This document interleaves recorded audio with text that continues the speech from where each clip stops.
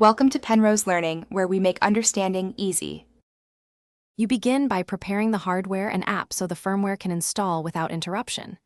Charge both earbuds and the case above 50%. Keep them within a meter or two of your phone.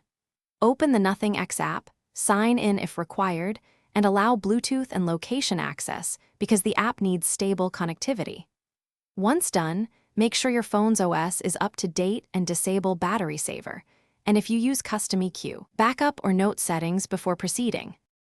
You now fetch and apply the firmware. In Nothing X, select your Ear 2, entry and look for the firmware update prompt, tap to download. Prefer Wi-Fi for speed and reliability. During transfer, do not close the app, switch apps, or walk away with the buds.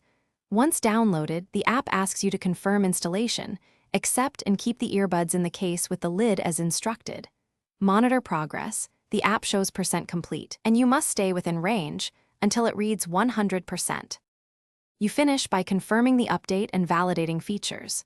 When installation completes, place the earbuds back in the case and close the lid for 10 to 15 seconds to allow a clean restart.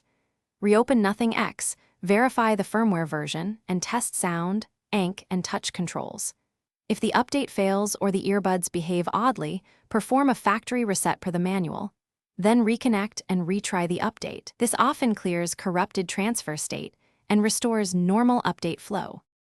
Thanks for watching. If this was helpful, leave a like and consider subscribing. See you next time.